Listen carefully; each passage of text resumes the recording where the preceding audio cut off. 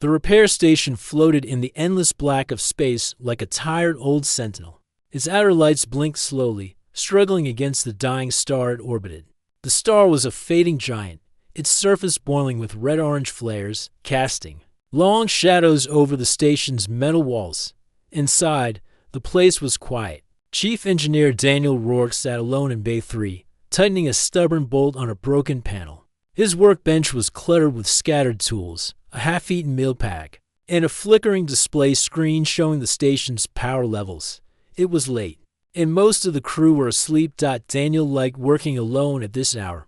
No noise, no orders, just the hum of the generators and the faint vibration of the station's hull. But that night, peace didn't last. A shrill alarm broke the silence. Red warning lights flashed across the bay, and the display screen turned bright red.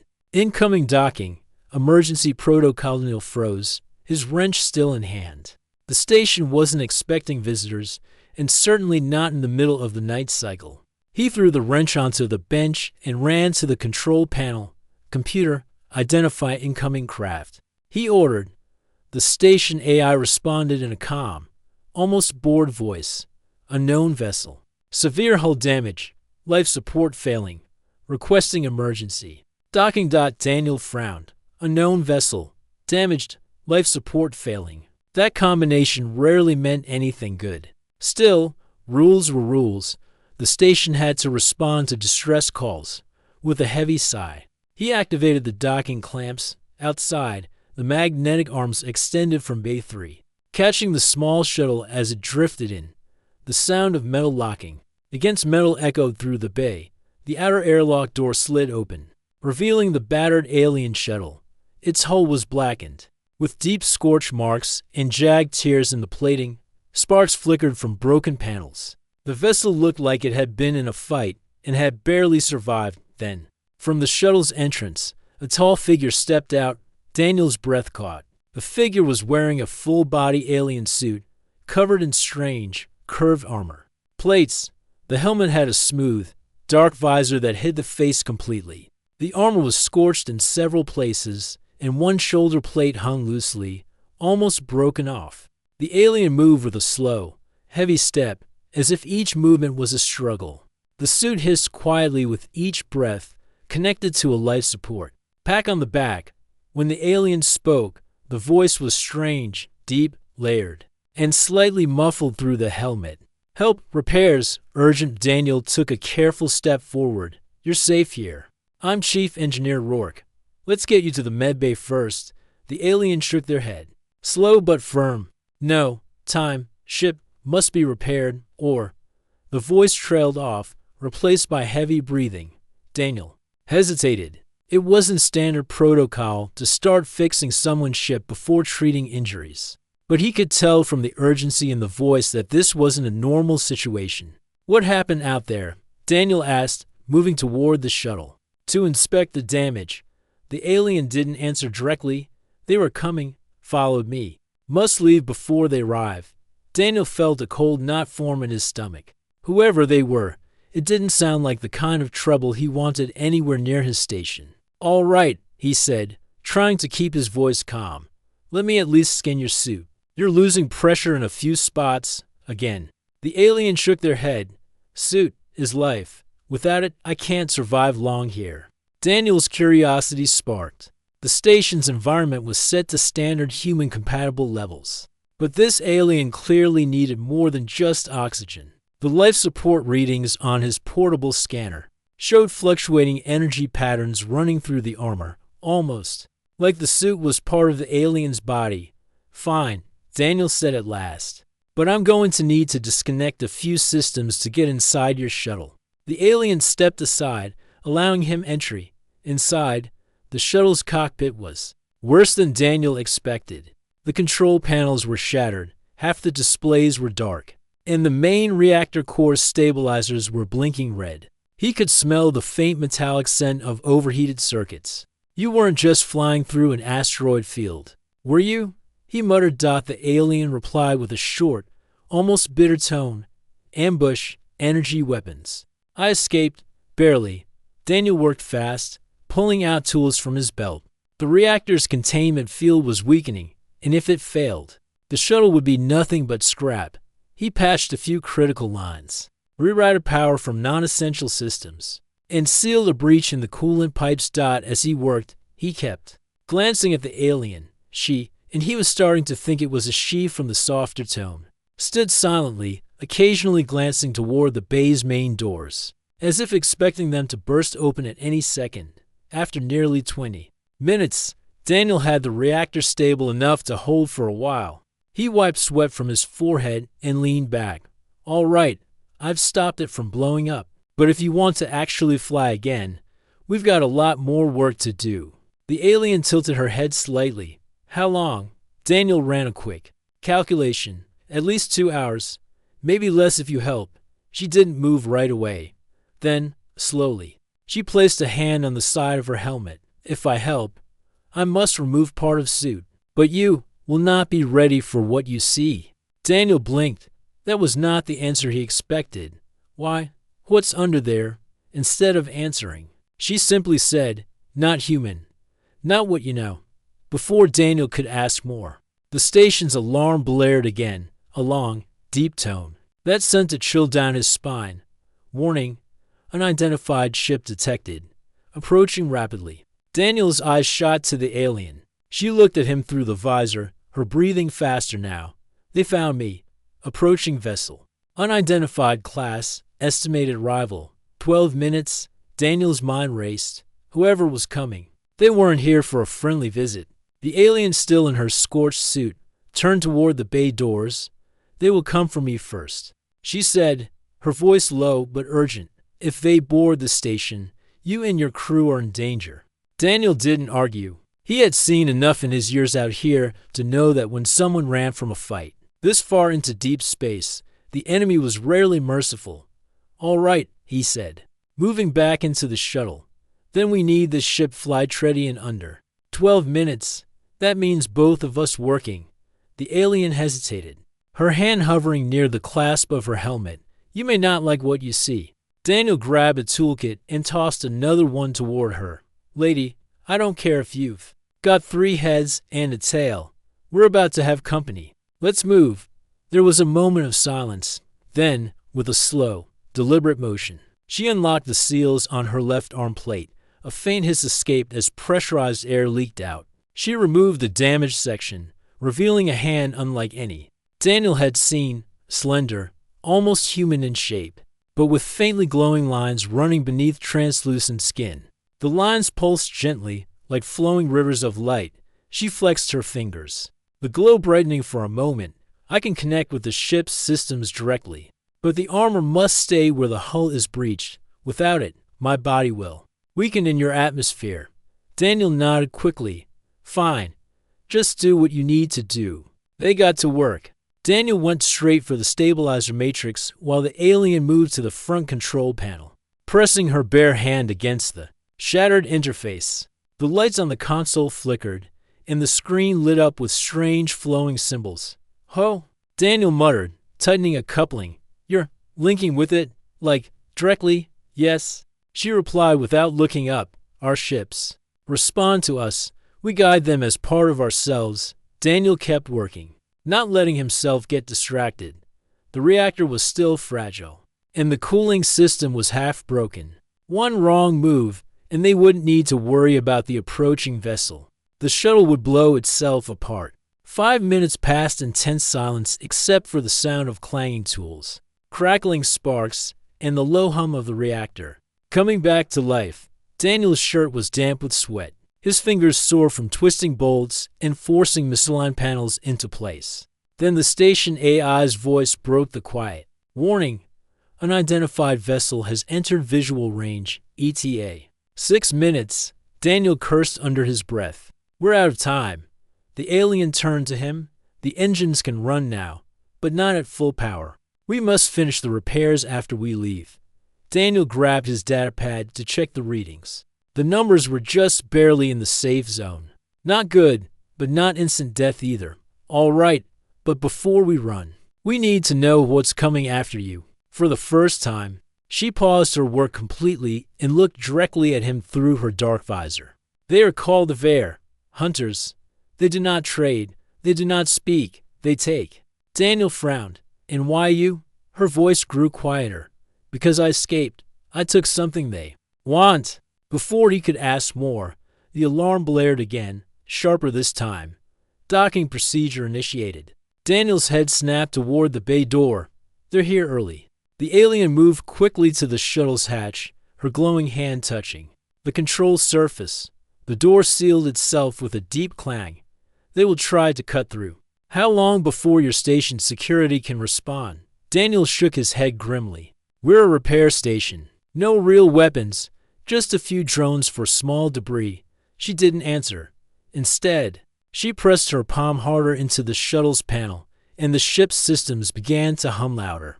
Then we leave now. Daniel jumped into the co-pilot's seat. The alien, still partly in her suit, slid into T. The alien didn't wait. The shuttle lifted off the bay floor with a low, vibrating hum. The magnetic clamps released, and the ship shot forward into the open space beyond the station.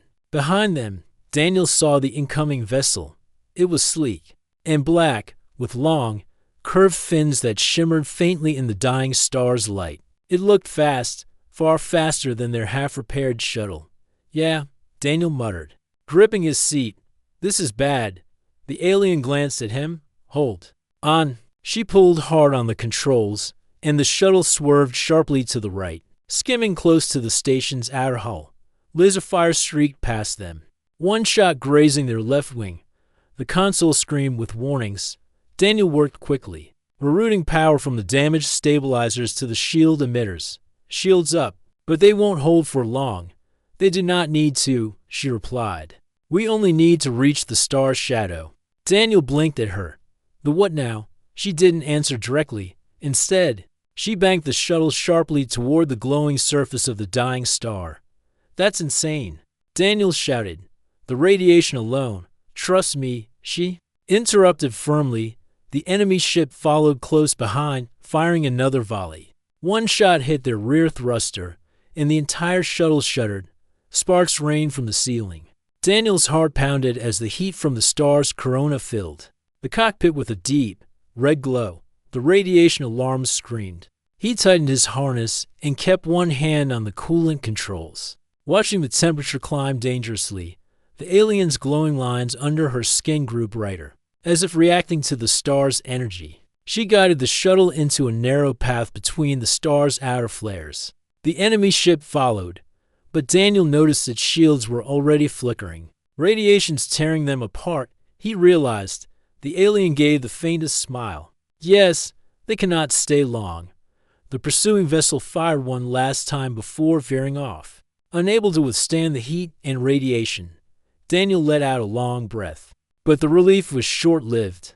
They'll wait for us to come out. We can't hide in here forever, she nodded. Then we finish the repairs now, before they return.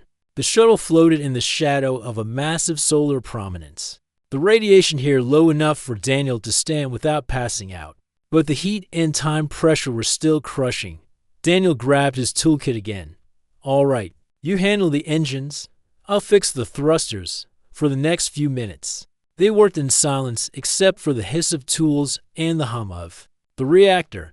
Daniel could feel the heat pressing against the shuttle's hull, like standing too close to a fire. Finally, the alien spoke. When we leave this place, they will follow again. We must jump to a place they cannot track. Daniel glanced at her. And you know where that is? Her glowing eyes met his. Yes. But you will not like it. The shuttle hung in the stars, shadow like a wounded bird, its hull glowing faintly from the heat it had endured. Outside, great arcs of solar fire curled and fell back into the star's surface, throwing flashes of red light into the cockpit. Daniel sat in the co-pilot's seat, his shirt sticking to his back with sweat. His fingers were blackened with grease from repairing the thrusters. Across from him, the alien worked silently, her partly armored hands dancing over the control panel. The station scanners, now patched into the shuttle, showed the enemy vessel keeping its distance. It floated just outside the lethal radiation zone, waiting. They're patient, Daniel muttered, checking the thruster readings. They'll just sit there until we have to leave. Yes, she replied without looking up. That is what makes them dangerous. Daniel frowned. You've dealt with them before, haven't you? Her helmeted head turned slightly. Yes, too many times. He wanted to ask more. But the reactor's hum changed, vibrating through the floor. She leaned forward, adjusting a sequence of glowing symbols on the display. Daniel noticed that the screen no longer used human-style controls. It had shifted completely into the alien script, he said, wiping his hands on a rag. If we're going to survive this, I need to know who or what I'm flying with. She didn't answer at first. Instead, she lifted her right hand and tapped the side of her helmet. My people do not remove our suits in front of outsiders. It is our way. Daniel leaned back, and right now, our way is to not get shot out of the sky. Maybe it's time for a little rule breaking. There was a long pause. The only sound was the distant rumble of the star's magnetic storms. Then, she reached up and began unlocking the helmet seals. A hiss of escaping pressure filled the cockpit. She lifted the helmet away, and Daniel's eyes widened. Her face was not monstrous. It was striking, sharp, and graceful, with smooth skin that seemed to hold a faint inner light. Thin lines of soft blue luminescence traced delicate patterns from her temples down to her neck, pulsing gently with each breath. Her eyes were the most unusual thing, liquid silver, like pools of quicksilver that caught the light and held it. Her short, dark hair was damp from the heat inside the suit. She blinked slowly, as if adjusting to the unfiltered air. Daniel stared for a moment before finding his voice. You're not what I expected. Her lips curved slightly. Must expect claws and teeth? No, he said honestly. I expected something I couldn't understand. But you? He gestured vaguely. You look almost human. She tilted her head. Once, long ago, we were close, your ancestors and mine.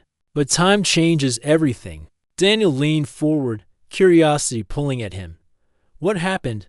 Her expression grew distant. We fought together once, against an enemy that wanted to burn the stars themselves. When the war ended, your kind forgot us, and we chose to stay forgotten. Daniel processed this quietly. It was strange to think that humanity's history might have whole chapters erased, and that one of those chapters was sitting right in front of him. Before he could ask more, the shuttle's sensors beeped. The enemy ship was moving again. They've found a path closer, she said, scanning the display. They will be here in less than 8 minutes. Daniel swore under his breath. Then we need to get out of here now. She shook her head. Not yet. The jump drive is not ready. If we leave too soon, they will follow us through hyperspace. Daniel ran a hand through his hair. So what's the plan? She met his eyes. We will finish repairs here, then slip into the gravity well of the dying star. The heat and pull will mask our jump signature. That sounds dangerous. It is. Daniel got up and moved to the rear of the shuttle to check the coolant system. As he worked, he kept glancing toward her, not just because she was alien, but because she was clearly more than she first appeared. The way she moved, the quiet confidence in her voice. She was used to being hunted and surviving. Back at the controls, she ran her glowing fingers over the interface, coaxing more power into the engines. The symbols shifted and changed, flowing like water beneath her touch. Daniel climbed back into his seat. All right, coolant's holding. How long until the jump drive's ready? She checked the readings. For minutes, the enemy ship was now fully visible on the screen, a black blade against the burning light of the star. It was sleek, deadly, and moving fast. They're almost in range, Daniel said. Gripping the edge of his seat, her silver eyes narrowed. Then we moved faster. She pulled off the remaining forearm plates from her suit, revealing more of those glowing lines beneath her skin. She placed both hands on the control panel, and the entire cockpit brightened with blue light. The shuttle's hum deepened, the engine spinning faster than before. Daniel could feel the acceleration even before she said, "Hold on." The shuttle shot forward, diving deeper toward the star's corona. Plasma waves surged around them, and the heat alarm screamed again. Daniel's harness dug into his shoulders as they banked hard, avoiding a wall of boiling fire that erupted ahead. The enemy ship followed, but slower. The radiation was tearing at their shields. They can't stay in here much longer, Daniel said.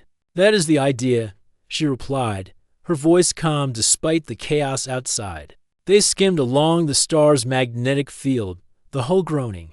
Under the strain, the enemy ship fired one last burst before peeling away, shields failing. Daniel exhaled slowly.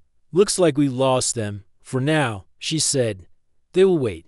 They always wait. The jump drive pinged ready. She looked at Daniel. Once we jump, we will not be able to return here.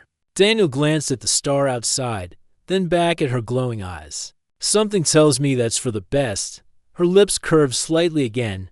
Not quite a smile, but close. Then hold on, human.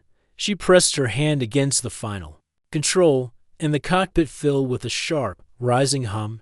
The stars outside stretched into lines, and the shuttle vanished into hyperspace.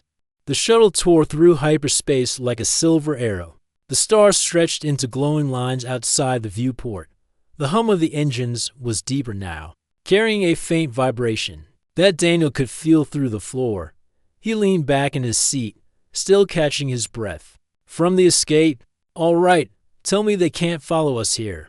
The alien, helmet off now, her silver eyes reflecting the soft glow of the controls, kept her hand steady on the panel. They can, but only if they know the exact coordinates of our jump. Daniel frowned. And do they? She didn't answer right away. I'm not certain. The Ver are skilled hunters. The name still felt sharp in Daniel's mind. Ver. The way she said it, the way her voice tightened, told him she had seen far too much of them. The cockpit fell into a heavy silence. Daniel checked the systems. Reactor stable, coolant holding. Thrusters repaired enough for emergency maneuvers. But the shields were still weak. How far until we reach wherever you're taking us? He asked. 31 minutes, she replied. Daniel relaxed a little, but only a little. And what exactly is waiting for us there? Her eyes flickered toward him. A place I trust. That is all you need to know now. Before Daniel could argue, the cockpit lights dimmed and the proximity alarm began to beep. His stomach tightened. Tell me that's just the jump turbulence. She didn't look up from the controls. No, that is them. The ship's sensors confirmed it. A dark shape was closing in behind them, the same curved, black silhouette of the Ver ship. Somehow, impossibly, they had locked onto the shuttle's jump trail. Daniel cursed under his breath. How did they have ways, she said, her voice firm but controlled.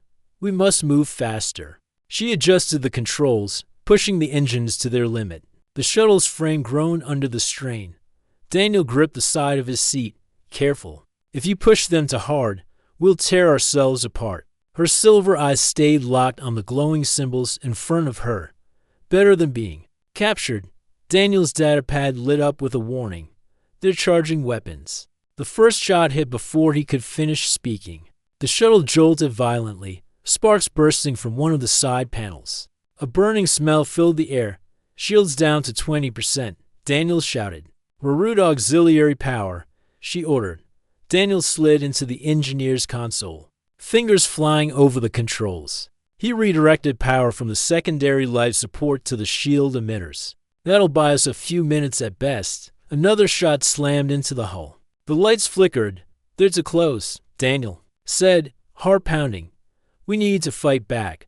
The alien's expression didn't change. Our weapons are too weak to damage their hull. Evasion is our only choice. Daniel's eyes darted to the navigation readout. There's a dense gravity wave field 2,000 kilometers ahead. We can lose them in there. She studied him for a second, then nodded. Set the course. Daniel fed the coordinates into the navigation system. The shuttle veered sharply, streaking toward the unstable region. Outside the viewport, hyperspace itself seemed to ripple. Strange distortions bending the stretched star lines. The Ver ship followed, firing again. This time, the shot missed, barely, streaking past the shuttle like a shard of dark glass. Daniel's stomach lurched as they hit the first gravity wave. The shuttle bucked and twisted like a ship caught in a storm. Loose tools rattled in the compartments. Keep it steady, Daniel shouted over the noise. Her hands were calm on the controls. This is nothing. Hold tight, Daniel's eyes flicked to the rear display. The viewership was still there, but their movements were slower, less precise. The waves were pulling them off course. They're struggling, Daniel said with a grin. We might actually. The grin vanished when a second Ver vessel appeared on the sensors, emerging from the side of the wave field. They're cutting us off, Daniel yelled. Without hesitation, she pulled the shuttle into a sharp roll, skimming along the edge of the wave field. The gravity surges threatened to tear them apart, but it also flung them forward faster than the engines could alone. A beam of dark energy lanced past them, so close it lit the cockpit with a sickly blue glow. Daniel felt his stomach twist. If it had hit, it did not, she said simply, eyes never leaving the controls. The wave field began to thin ahead, Starline stabilizing as they neared the exit. Daniel checked the sensors. The first viewership was far behind now, but the second was closing fast. They'll have a clear shot once we leave the waves, Daniel warned. Her silver eyes narrowed. Then we will not give them the chance. She reached into a compartment above her head and pulled out a small, crystalline object. No larger than a coin, it glowed faintly. The same color as the lines beneath her skin. Daniel watched her press it into a slot on the console. What is that? A beacon, she said. And a key. The shuttle system shivered as if alive. The lights flickered, and for a moment, the view outside the cockpit blurred into a whirl of colors. Daniel felt the strange pull of acceleration, not from the engines, but from something deeper. What are you doing? He asked, gripping his seat, opening a path they cannot follow. The sensors went wild, struggling to read the shifting space ahead. The second viewership loomed large on the display, charging weapons, and then, in a sudden burst of light, the shuttle vanished from its sight. They emerged into a quiet stretch of normal space, stars steady and calm all around. Daniel's ears rang from the silence after so much chaos. He looked over at her. Where are we? She studied the readings. Close. Very close. Daniel raised an eyebrow. Close to what? Her expression softened, the first real sign of relief he'd seen home. The stars outside were calm, almost too calm, after the chaos of the Ver chase. The silence felt heavy, like the pause before a storm. Daniel kept his eyes on the sensors. I'm guessing we're not actually safe yet. The alien helmet off, her silver eyes fixed on the controls, gave a small nod. The Ver will search every sector they can. We must move fast. He leaned back, rubbing his tired eyes. All right, tell me what we're heading toward. No more mysteries. She didn't speak for a few seconds, her hands still moving over the glowing symbols on the console. Finally, she said, we are going to the Shard Belt, a region of broken worlds. Few dare to travel there because the navigation is dangerous. But inside is my people's last refuge. Daniel's brow furrowed. And they'll just welcome a human showing up with you? Her lips curved slightly. If you were with the Ver, you would already be dead. That will be enough for them. The sensors beeped suddenly, pulling Daniel's attention. His stomach tightened. A faint signal was following them. They found us again, he said quietly. She glanced at the readings, her expression hardening. One viewership, smaller than the hunters before, but still dangerous. Daniel's hands moved to the auxiliary controls. Then we'll have to outrun it. No, she said firmly. We cannot outrun them in open space. We must lose them. Inside the belt, he looked at the navigation map. The Shard Belt was a mess of jagged asteroid fields, drifting debris, and shattered moons. Flying through it at high speed was asking for trouble. You're serious about going in there? He asked. Her silver eyes met his. It is the only way. Daniel tightened his harness. Then let's do it. Into the belt first. Shards of the broken worlds appeared ahead. Massive chunks of rock, some the size of cities, slowly spinning in the darkness. Smaller debris clouds swirled between them, glowing faintly from reflected starlight. The alien guided the shuttle forward, weaving between the largest pieces. The sensors filled with warning pings. As unstable fragments drifted across their path, Daniel kept his eyes on the rear display. The Ver ship entered the belt behind them, its dark hull gliding effortlessly between the asteroids. They're good, Daniel muttered. They have hunted in worse places, she replied. But not here. She pulled the shuttle into a sharp turn, sliding between two massive fragments that almost touched. Daniel's pulse quickened as they scraped through with only meters to spare. The Veer followed and clipped one of the shards. The collision sent smaller pieces spinning into its shields, but it kept coming. Looks like they're not giving up, Daniel said. They won't, she agreed. Not until they have me, or are destroyed. The trap for the next several minutes. The chase twisted through the belt. The alien pushed the shuttle to its limits, ducking through narrow gaps and skimming close to jagged walls. Daniel's hands moved constantly over the systems, rerouting power, adjusting thrusters, and keeping the shields from collapsing. Finally, she slowed the shuttle slightly. Daniel looked at her sharply. Why are we slowing down? To bring them closer, she said. There's a place ahead where the gravity is unstable. If we time it right, the Veer will be caught in it. Daniel's eyes widened. You're setting a trap. Her lips curved faintly. Yes, and you will help me. She gave him a series of adjustments to make, changes to the engine output, shield modulation, and hull temperature. He followed her instructions without question. Moments later, a massive, shattered moon loomed ahead. Its broken halves drifted apart slowly, with a glowing core of unstable gravity between them. Loose debris orbited the gap like a deadly storm. Now, she said. Daniel threw the shuttle into a sharp dive toward the glowing core. The Veer ship accelerated to follow, closing in for the kill. At the last second, she pulled the shuttle upward, skimming along the edge of the gravity field. The unstable pull caught the Veer ship, dragging it off course. The black vessel spun, colliding with one of the drifting debris clouds. Shards tore into its hull, and its dark silhouette vanished into the glowing core, swallowed by the broken moon's gravity. Daniel let out a long breath. That's one way to deal with a tail. She nodded once. It will not trouble us again.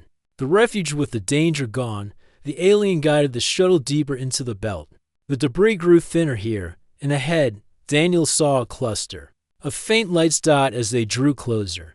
The lights became a network of structures built into the sides of a massive, hollow asteroid. Smooth, curved tunnels connected larger chambers that glowed with soft blue light, the same hue as the lines beneath her skin. This is it, she said quietly. Daniel leaned forward, studying the view. It's beautiful. The shuttle glided into one of the tunnels, where other small vessels waited. Docking clamps extended, locking them in place with a gentle thud. The hatch opened, and warm, filtered air filled the cockpit. A small group of figures approached, all wearing similar suits to hers, though none with helmets. They shared her luminous markings and silver eyes, each pattern slightly different. One stepped forward, an older figure with markings that glowed more faintly but with deep, steady light. He studied Daniel for a long moment before speaking. You have brought a human, the elder said, his voice calm but strong. Yes, she replied. He saved my life and the ship. Without him, I would not have returned. The elder regarded Daniel again. Then he is welcome here. Daniel let out the breath he didn't realize he was holding, the gift litter. After repairs began on the shuttle, Daniel stood with her on a viewing platform overlooking the belt. The broken worlds floated silently beyond the glass, their jagged edges catching faint starlight. You never told me your name, Daniel said. She turned to him, her silver eyes steady. Sira. He nodded. Well, Sira, what happens now? She reached into a small pouch on her belt and took out a crystalline object, identical to the one she had used in the cockpit earlier. It glowed faintly in her palm. This is for you, she said, placing it in his hand. It is a beacon. If you activate it, I will find you, wherever you are. Daniel looked down at the crystal, then back at her. Why me? Because you chose to help, even when you could have handed me over. That is rare. He smiled faintly. Guess I'm not much for handing people over to the bad guys. Her lips curved in the same small, almost smile he had seen before. Then keep it close. The Veer will not stop, and one day you may need my help as much as I needed yours. Daniel closed his hand around the crystal, feeling its faint warmth. I'll keep that in mind. The Promisee and he left the refuge the next day. The shuttle was fully repaired and stocked with supplies. Sarah stood by the docking bay, watching as Daniel powered up the engines. "You will be safe here," he told her. "For now," she said. "But remember, we are not so far apart. You and our pasts are linked, even if your people have forgotten." Daniel nodded. "Maybe it's time we remembered." As the shuttle drifted out of the belt, he glanced at the crystal resting in the co-pilot's seat, a reminder that somewhere out there, in the shadows between the stars, an old alliance might be waiting to rise again. And far behind him, Sarah stood on the platform, watching the human ship vanish into the starlit dark, a small spark of hope in a galaxy that had nearly forgotten it.